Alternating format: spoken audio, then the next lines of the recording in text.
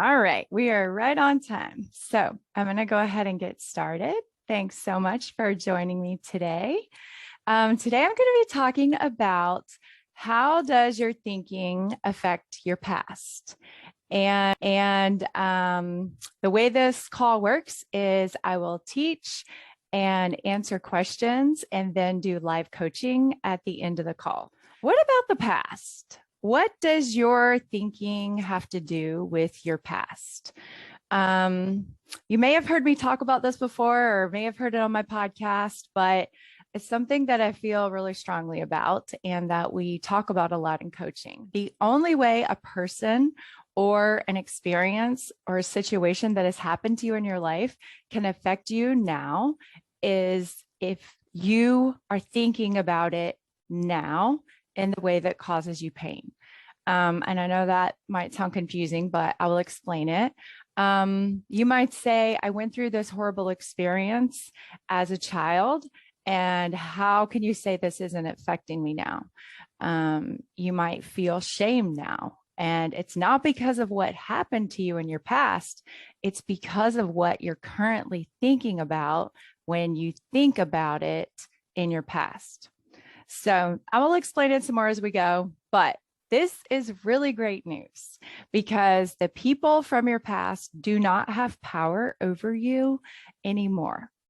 I have clients who have experienced extreme abuse and trauma when they were children, and they are continuing to abuse themselves now because of the way they're thinking about it. The physical abuse has been over for a long time, but they're perpetuating the emotional abuse in their own minds, and they don't even realize that they're doing it. They're giving so much power to the person who abused them. And oftentimes that person has already passed on, and yet they live in the client's mind right now, or in your own mind, if this is something that you are doing and you're just torturing yourself over and over. You might want to think about it this way. If I ask you to make a case for you having a wonderful life, you could go through your life, all the events and things that have happened in your life, and focus on everything wonderful that's happened to you and just leave out everything negative. But if you were asked to describe how terrible and horrible your life has been, you could do the same thing and only talk about the bad things that have happened throughout your life. So the story that you tell about your past depends on what you are focusing on right now.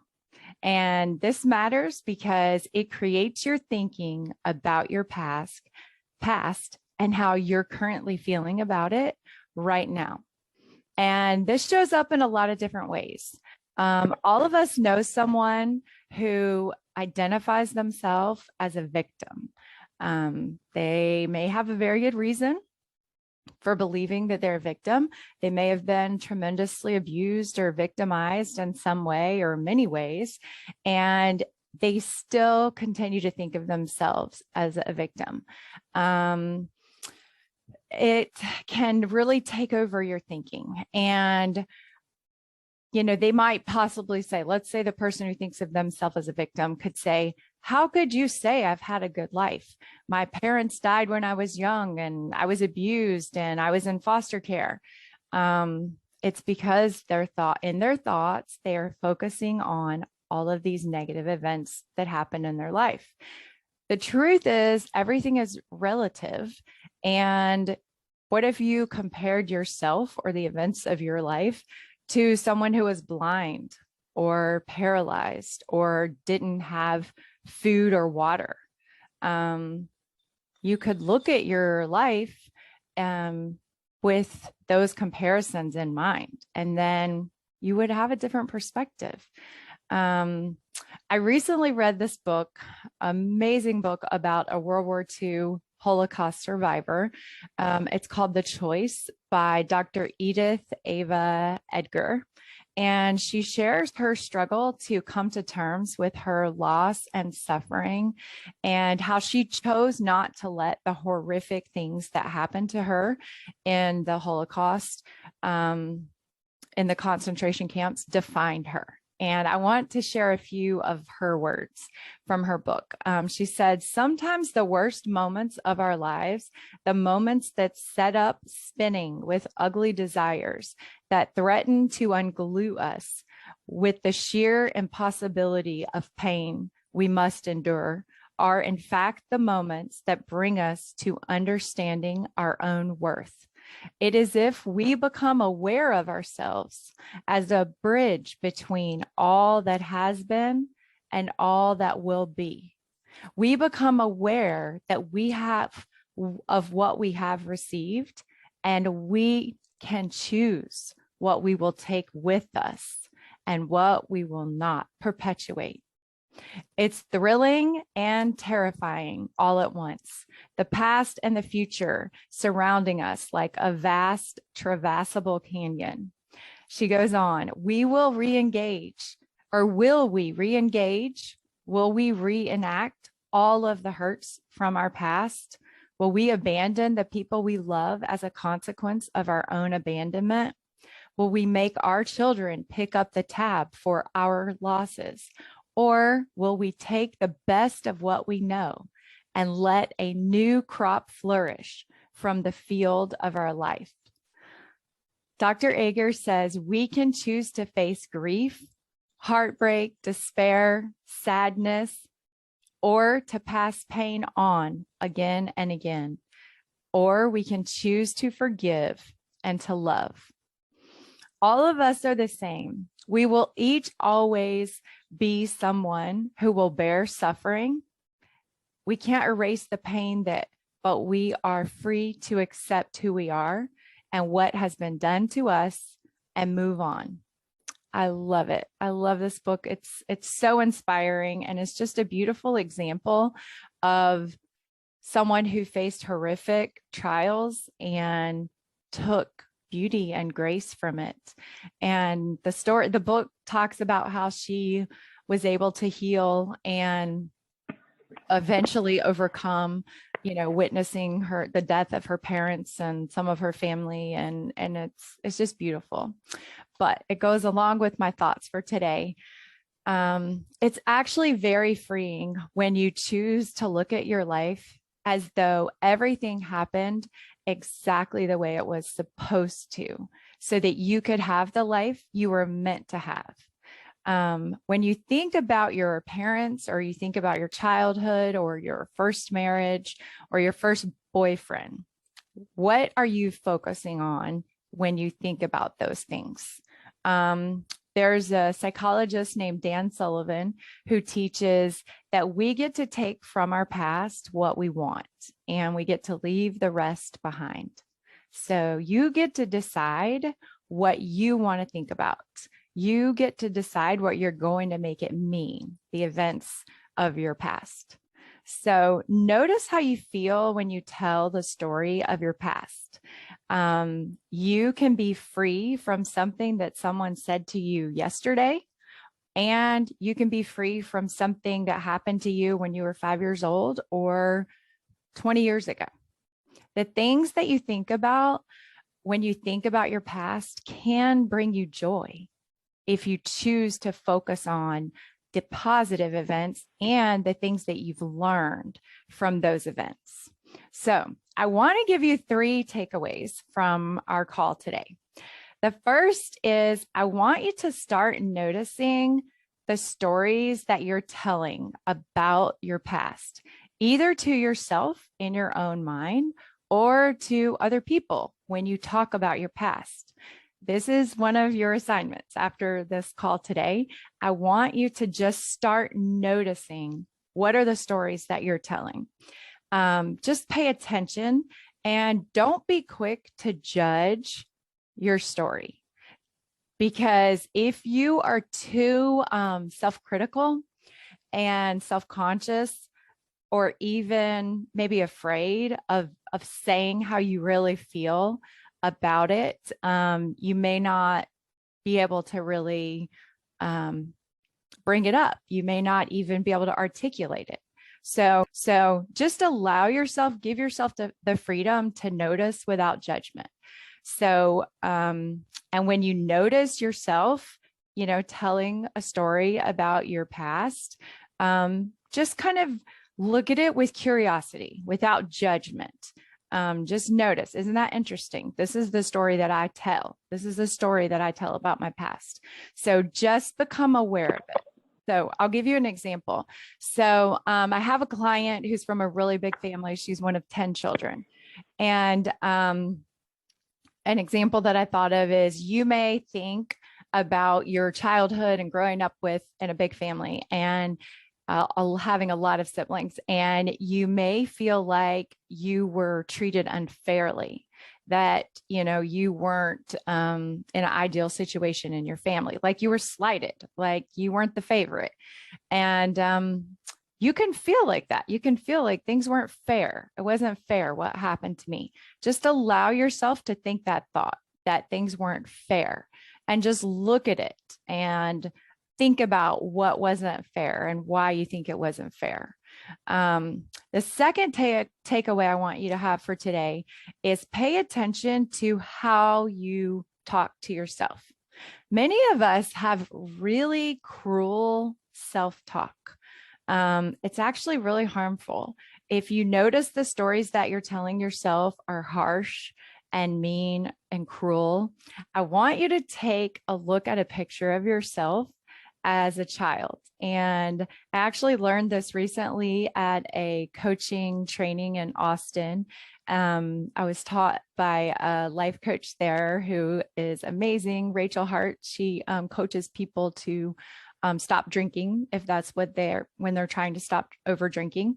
And she came up with this idea that she encourages her clients to find a picture of their younger self and post it somewhere in their life, or several, make copies of it. And she said that she actually did this when she was trying to stop over drinking.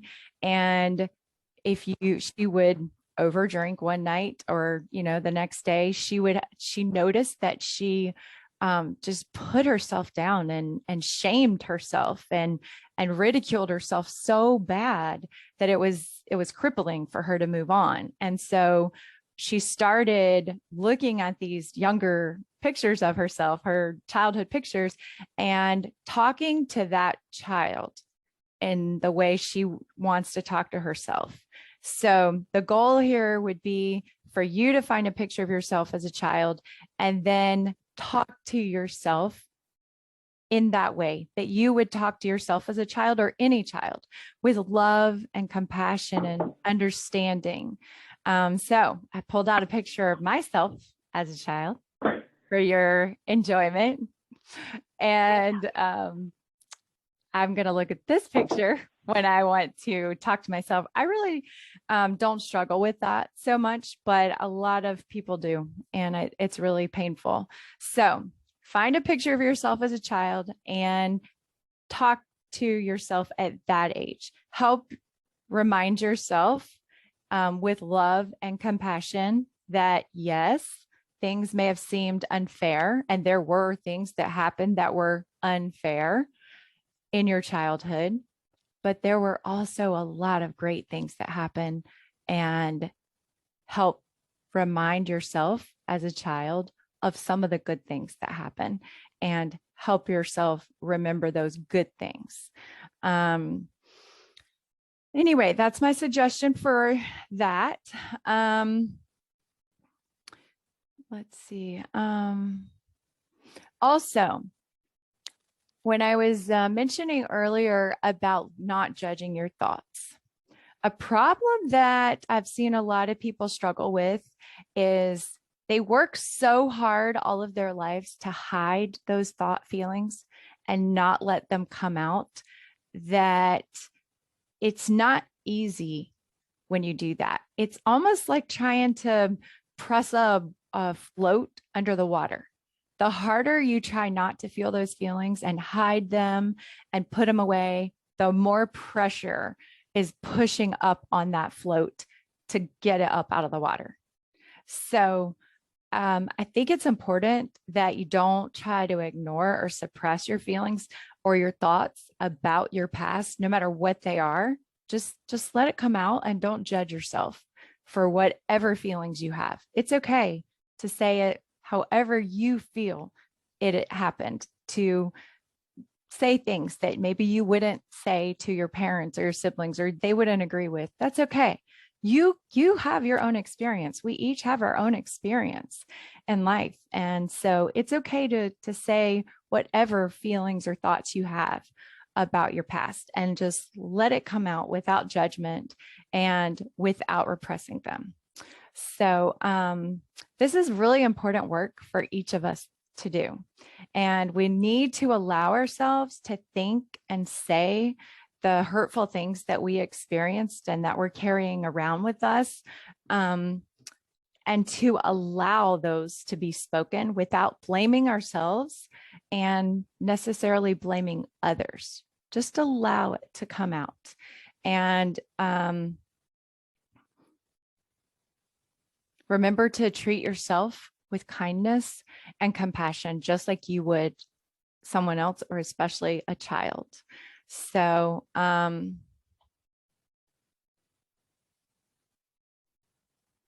of the thoughts I had for an example, someone asked for an example of that, is if you were, let's say, the oldest child in a family, and like this family, a really large family, like my one client, and you might feel like your younger children or all of the other children got more attention than you. But of course, some of the siblings might feel like you got most of the attention if you were the oldest and you had all of your parents' undivided attention at one time. So there's more than one way to look at the situation of being in a large family. Everyone's going to have their own perspective. So there are benefits, and you could say problems or issues in every situation. So allowing yourself the freedom to feel like things were a little bit unfair at times because you were the oldest, maybe you had more responsibility than you felt like you should have at a young age. That's okay. That's okay to feel like that wasn't fair. I was expected to do more than I should have been as a young child. It's okay to accept that you feel like that was unfair, but you can also take that same situation and look at all of the ways that trial, having more responsibility at a young age, has helped you become independent, resourceful, capable, able to handle a lot of responsibility. There are positive things that come out of every negative situation, every trial, and you can look at those things, those skills, the experience and knowledge that you gained from that negative experience and take that with you.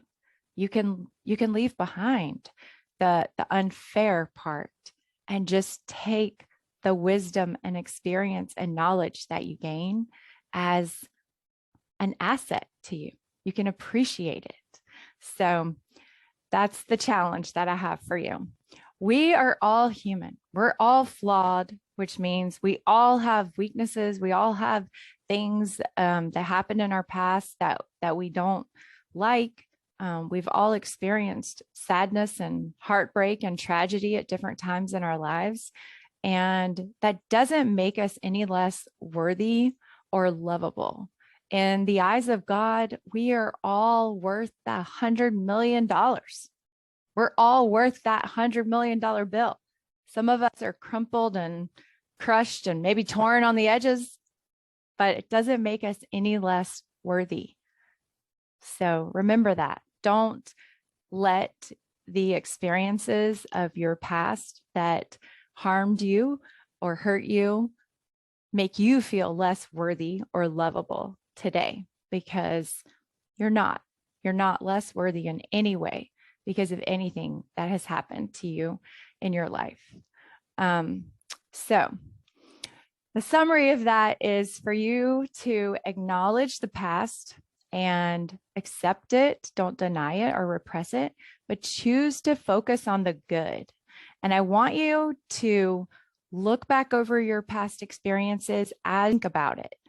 And you get to decide what that is going to mean in your life, which is the best news ever. So, the three takeaways I want to give you are: first, notice the stories that you're telling. Just pay attention with curiosity and not with judgment.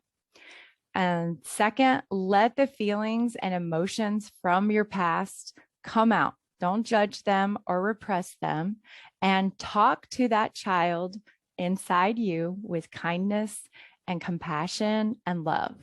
There's a beautiful quote by Tony Robbins that says, "Heal the boy and the man will appear." And that applies to all of us women as well.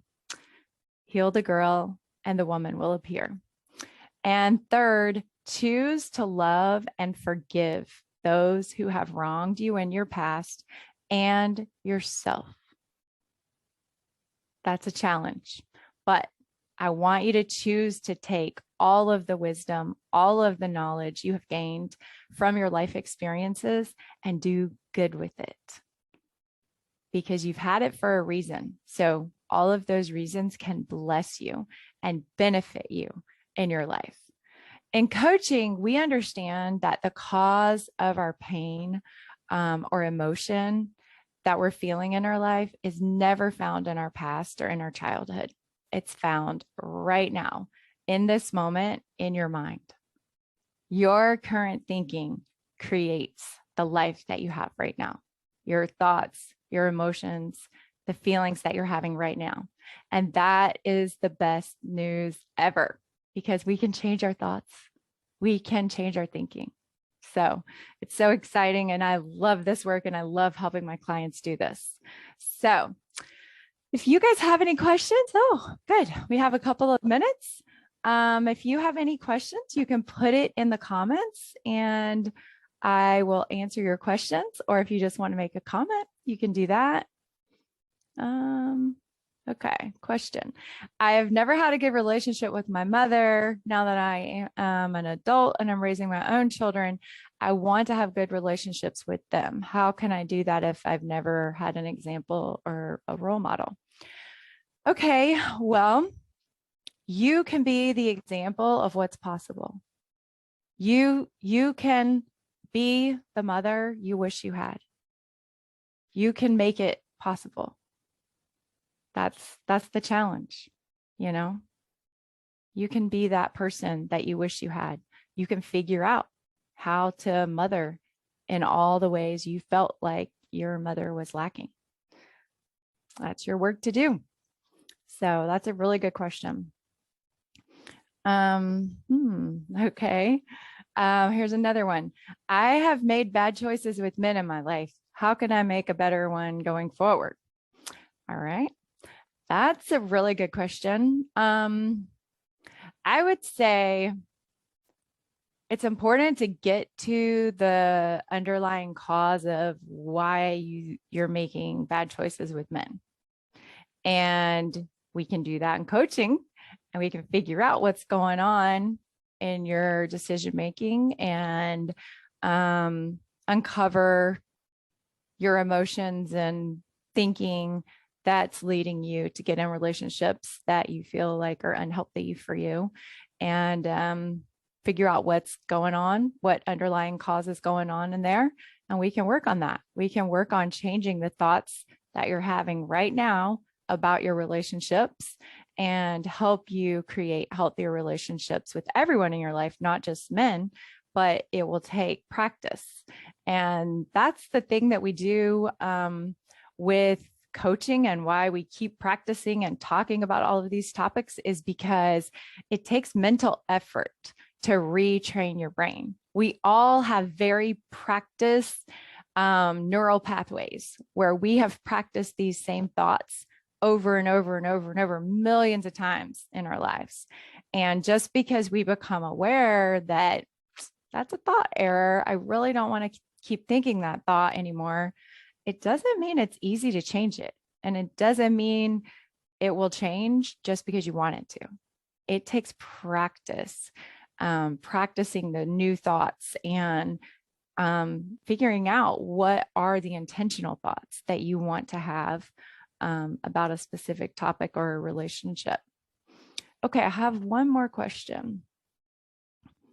Okay, how can I get along with a family member that is rude and disrespectful to me?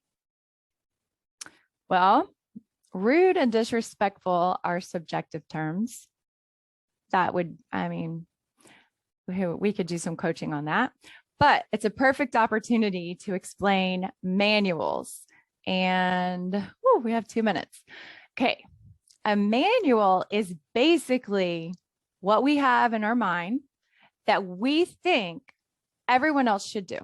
We have a manual or a set list of rules and ideas that we think a mother should do.